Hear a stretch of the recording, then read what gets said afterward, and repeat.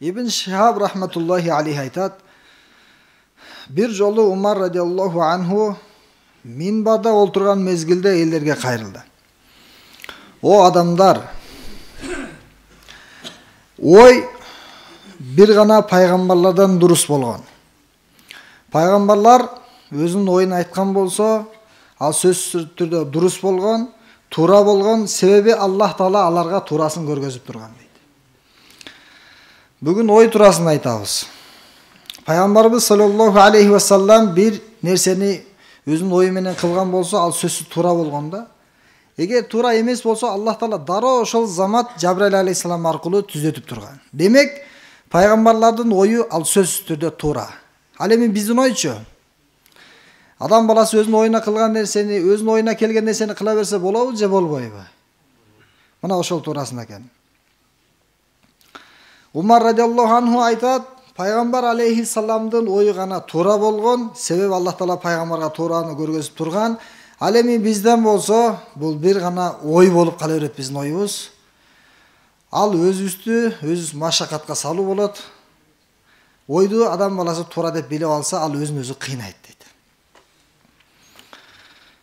Бул айтылган хадис сиз менен бизге дагы толугу менен түшүнүктүү болуш үчүн сиз менен биз бир канча мисалдарды айтабыз. Бизде далдалчы деген нерсе бар.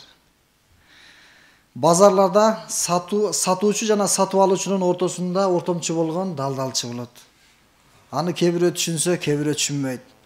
Ал сатуучуга сен товарыңды сатасыңбы, ал эми алуучуга сен товар аласыңбы деп экөөнү бири-бирине содасын бириктире турган адам бул далдалчы да, ортого түшкөн адам. Bir daldalıcı bazardan bir uy satkan adamga jolугуп калат. Анан сурайт, уй сатасың mı dese, ооба уй сатам дейт. Канча сомго сатасың? Фаланча сомго. Анан далдалчы өзүнүн ишин баштайт. Себеби алар кичине өздөрүнө пайда көрөт да. Жөн эле эч ким иш кылбайт да. Кой эшкилерден 50 сом, 100 сом, ал эми чоңураак болсо бодо малдардан 1000 сом, 500 сом, эгер машина жана башка нерселер болсо андан көбүрөөк түшүшү мүмкүн да. Анан далдалчы эми өзүнүн ишин ишке ашырыш үчүн ал кишини мактайт да товардычы. Анан элдерге кайрылат экен, адамдар. Үнү да бийик экен, өзү да чоң адам болсо керек. Бер келгиле деп элдерди чакырат экен. Бир уй сатылып жатат, тез алып калгыла. Капкара уй дейт. Капкара уй. Мүйүз да бар дейт. Чоң мүйүз бар. Анан ача туяк. Уйлар өзү ача туяк болот го. Ача туяктуу уй. Аппак сүт берет дейт да. Эми уйда бар эле сыпат айтып атат да. Анан ушунча пайдасын айтып атса, элдер келелекте баягы сатуучу ойнон айтып кетиптир да. Болду. Чындап эле ушул уй ушунчалык касиеттүү, ушунчалык жакшы уйбу? Андай болсо сатпайм деп ойнон айтып кетиптир да. Адам баласы өзүнүн оюна келгенин оттой берсе, адам баласы өзүнө гана зыян келтирет да, болбосо өзү муктаж эле. Атайын базарга муктаж болуп алып барган да. Бирок сатпай келе берди да. Муктаждык да бүткөн жок. Эмне үчүн? Өзүнүн оюна ишенип алган үчүн да. Ошондуктан Али радиаллаху анху айткан, бул дин ой менен эмес, акыл менен эмес, накыл менен. Куранда, хадисте эмне деп айтылган болсо, жаратуучу Аллах жана Алланын кабарчысы эмне деп айткан болсо, ал сөзсүз туура ошондой болуш керек. Аны сиз акылга салбайсыз. Себеби акыл алдап коет да. Эгерде акылга салуу дурус болгондо, маасынын үстүнө эмес, астына тартыш керек эле дейт да. Себеби үстү эмес, асты кирдейт да. Биринчи эле асты кирдеп катмарлап баштайт. Ошон үчүн астын сүртүш керек эле акылга салсаң. А бирок үстүнө сүрт деп атат да. Эмне үчүн? Акылга эмес, накылга биз Куран хадиске карайбыз да. Сиздин акылыңыз алдап коет сизди. Жанагы адам өзүнүн оюна ишенип алды да. Чындап эле бул жакшы уй турбай деп сатпай койду да. Ошондуктан сиз менен биз эч качан өзүбүздүн оюбуз менен иш кылбай, балким сиз менен биз ар дайым Куран жана хадиске дин маселелеринде сөзсүз түрдө кайрылышыбыз керек да. Андан кийин Садака бин Аби Абдулла радиаллаху анху айтат, Умар радиаллаху анху мындай деп айтат эле. Элдерге өзүнүн ою менен адам баласы иш алып бара турган болсо, анда ал сүннөттүн душманы дейт. Пайгамбар алейхисалам алып келген сүннөттүн душманы. Алар өзүнүн ою менен чечим чыгарган инсандар, алар шариятты жаттагандан алсыз болду дагы, биротоло аларда шарият жок, эч кандай алар шарияттын бир дагы тамгасын билбейт. Анан элдер алардан маселе сураса, намаз окуп калды. Эми сиз бир канча жылдан бери намаз окуп жатасыз. Ушул маселе кандай болот десе, мен билбейм деп айта албайт экен да. Себеби караса сакалы бар, жашы улуу, тажрыйбалуу, бирок илими жок эле да. Фасалу ахла зикри ин кунтум ла та'ламун. Аллах Таала айтат, билбесиңер билгендерден сурап алгыла дейт. А бирок билбеген адам кээде өзүнүн оюна салып, божомолду мына ушундай болот деп айтып коет экен да. Эми ал инсандар өзү динди жаттаган жок, үйрөнгөн жок, жана дин алардын жашоосунда жок. Ал эми элдер сураса, билбейм деп айткандан уялып, элдерге сүннөттөрдү өзүнүн ою менен айтып баштайт. Силер алардан сактангыла, өтө катуу сактангыла дейт.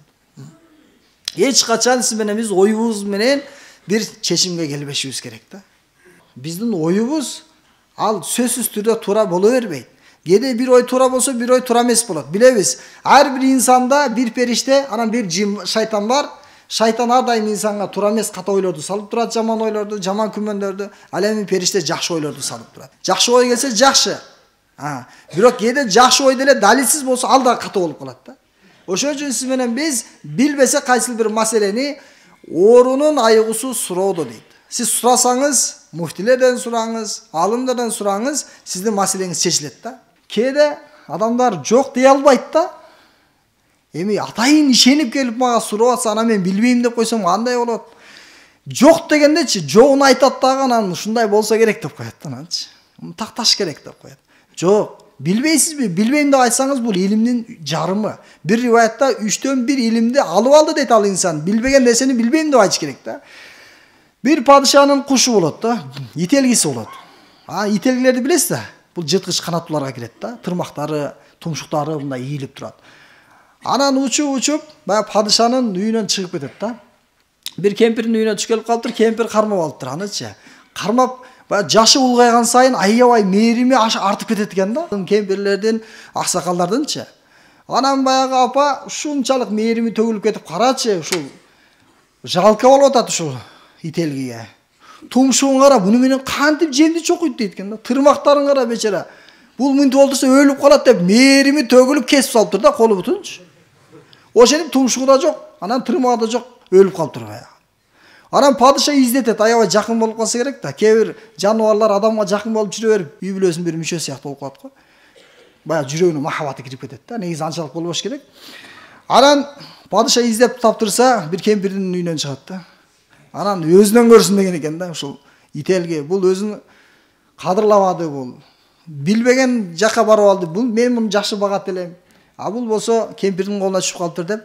Ошентип адам баласы эгер билбесе, көрүнгөндөн сурап эле, маселе кыла берсе, телефондон, телевизордон карап туруп эле чечимге чыгарып, ушундай турбайбы десе эле, туура болуп кете бербейт.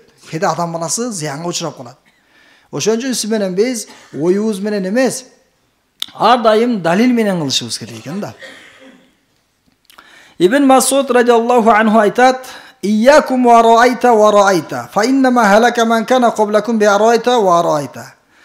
Wa la taqisu shay'an bi shay'in fatazilla qadamun ba'da thubutiha fa idha su'ila ahadukum amma la ya'lamu falyaqul Allahu a'lam."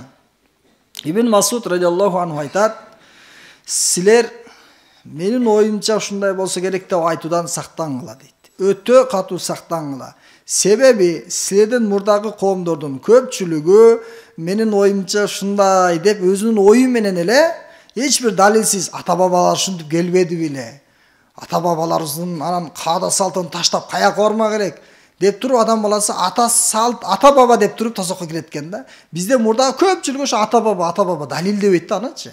Сиз да эртең ата баба болосуз да. Эми сиз адашсаңыз балаңыз да адашпаш керек да. Алла сактасын. Сиз адашсаңыз эмне үчүн сиздин балаңыз адаш керек? Ошон үчүн ушундай болсо керек, менин оюмча деп айтпагыла. Силерден мурдагылардын бардыгы бактысыз болгонун себеби ошондо дейт. Вала тaqisu shay'an bi shay'in. Силер бир нерсени бир нерсеге салыштырбагыла дейт. Отуруп алып, баягы салыштырып, мындай болсо керек, тиндей болсо керек, мунун маселеси ошого эле окшош болуш керек. Баягы маселеге эле окшош болуш керек дебегиле дейт. Себеби анте бере турган болсоңор, силер диниңер бекем болуп исламга киргенден кийин динин чыгып кетесиңер кайра дейт. Кадамыңар динге бекем болуп туруп, кайра кадамыңар тайып кетет. Эгерде силерден бирөө сурап калса, сиз билген нерсени эмес, билбеген нерсени сурап калса, Аллаху алам, Аллах билет. Ошо Аллах Таала алымдарды жаратып койду биз үчүн, ошолордон сурап ал деп коюш керек экен да. Билбейсизби? Аны эч качан билем деп аракет кылбай эле коюңуз. Элдерге жагалданам деп сиз менен биз Алладан алсап кетпейли да. Демек бардыгыбыз тең ниет кылайлы. Ар бир маселебизди тактап туруп, анан кадам таштайбыз. Ибн Масуд радиаллаху анху айтат, ар бир жыл кыйындап кете берет дейт. Жылдан жылга маселе оорлошуп кете берет. Быйылкы жыл былтыркы жылдан дагы оор болот. Вала умматун хайрун мин умма. Ошондой эле мурдакы адамдардан кийинки адамдар дагы күндөн күнгө, жылдан жылга өзгөрүп жаман жакка кете берет. Валакин захабу уламайкум ва хиярикум. Бирок качан болот десе, алымдар жок болсо дейт да.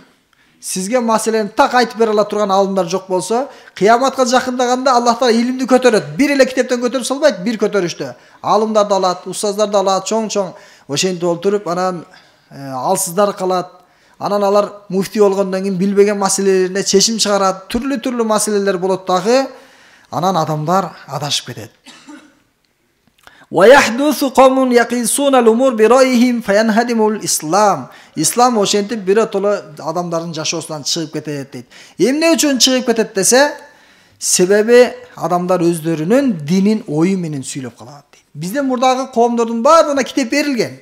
Эмне үчүн алардын китептери жок болуп кетти? Эмне үчүн алардын диндери жок болуп кетти? Өздөрүнүн ойлору менен иш кылгандыктан да. Ошого шашылбайлы менен биз иш кылгандачы. Адам баласы ою менен байыт да. Өзгөчө эркектер.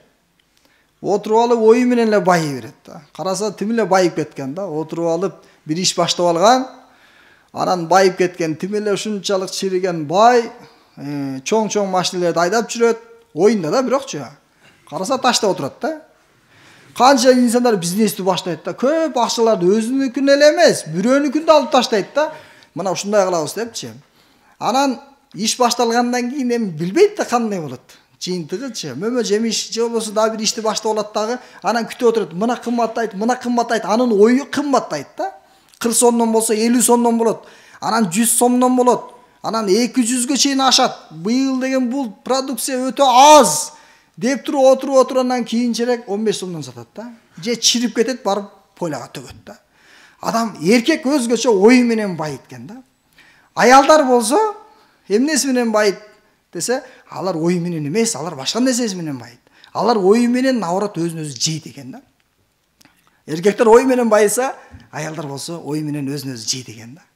Ошон үчүн сиз менен биз оюбузга алданбайлы. Отуруп алып бир нерсени ойлоно беребиз го. Элестетип, биз элестеткен нерселер боло бербейт. Биз элестеткендин экинчи жагында ойлоп коюш керек да. Эгер андай болбой калсачы деген суроону коюш керек да өзүбүзгөчү. Аял заты 40% көзүнө ишенет экен да. 40% карап туруп көзү менен көргөн нерсеге ишенип кетет экен. Кулагына 70% ишенет экен да. Көргөндөн да көбүрөөк ишенет да. Оюна болсо 90% да. Туруп эле бир нерселерди эле чыгарып берет го. Эмнеге мындай, эмнеге тиндей, каяктан келдиң, неге кечиктиң деп бир нерселерди аялдын табиятында бар да. Ошон үчүн сиз менен биз аларга сиз менен биз эмне кылышыбыз керек? Жардам беришибиз керек. Ой менен эле чечим чыгарбай, сиз менен биз жакшы нерселер менен чечим чыгарганга, жакшы нерселер дегени баягы Куран жана хадис менен жүргөнгө биз аларды түрткү беришибиз керек да, жардам беришибиз керек да. Ошондуктан сиз менен биз баардыгыбыз тең өзүбүздүн оюбузга келгенди кыла бербестен, балким бир гана Аллах жана пайгамбар айтканды кылсак сөзсүз пайда болот, андан башкасында зыян да, толук зыян да. Сүннөт эгерде жашоо болбосо анын орду бош калып калат да. Сүннөт эгерде пайгамбарыбыздын сүннөттөрү ар бир учурда окула турган дуа бар, ар бир орунда, ар бир амалда пайгамбарыбыздын көргөзүп кеткен сүннөттөрү бар. Эгер биз ошолорду үйрөнбөсөк, анда сиз менен биз ошол орундарды башка нерселер менен толтуруп алабыз да. Мисалы, адам баласына кандайдыр бир кыйынчылык келген болсо эмне кылат? Эгерде сүннөт болсо жашоосунда ал айтат: "Инна лиллахи ва инна илайхи раджиун." Кыйынчылык келди, бул дуаны окуду. Эгер жакшылык болсо, "Алхамдулиллах", Аллага шүгүр айтат. Эгерде ушул сүннөт жашоосунда жок болсо, анда ал кыйынчылык келгенде сөгүнөт. Жакшылык келгенде дагы тура эмес сөздөрдү айтат. Кээ бирөөлөр жалаң гана өзүнүн өмүрүн пайда сөздөр менен ал өзүнө адатта болуп калат да, кечке эле ушул жаман сөздөрдү айтып берет да. Эмне үчүн? Сүннөт жокпу? Анын орду бош болуп калат да, бидат кирип кетет да. Адам баласы кайсыл бир күнөөнү кылса күнөөсүнөн тоба кылышы мүмкүн. Күнөө кылган инсандарга тоба кылууга мүмкүнчүлүк бар. Бидат кылган инсанга эч кандай динде агын орду жок экен да. Бидат кылган динде жок амалды кылып алат, бирок ал тоба кылбайт да. Ушул кылып аткан амалым бул динден деп ойлойт. А бирок пайгамбар чындап эле ошону кылганбы? Сахабалардын жашоосунда барбы? Шариатта бул маселе барбы, жокпу? Кызыктырбайт алчы. Мына ушул амалды кылышыбыз керек. Мына ушундай деп туруп айтып берет да. Ошон үчүн пайгамбар алейхиссалам айткан, силер бидаттан сактангыла, динде жок нерселерди кылуудан сактангыла, жана динде жок деген нерселерди чечим чыгарып жашооңорго алып албагыла. Kullu bid'atin dalala. Силерди ар бир бидат шариатта жок нерселер силерди адаштырат. Ал эми ар бир адашуучу инсан тозокко барат дейт. Аллах таала сиз менен бизди адашуудан сактап, оюбуз менен эле чечимге чыгарыштан сактасын. Куран жана хадис менен чечим чыгарып, алымдардан маселе сурап, ар бир ишибизди туура катасыз кылганга мүмкүнчүлүк берсин.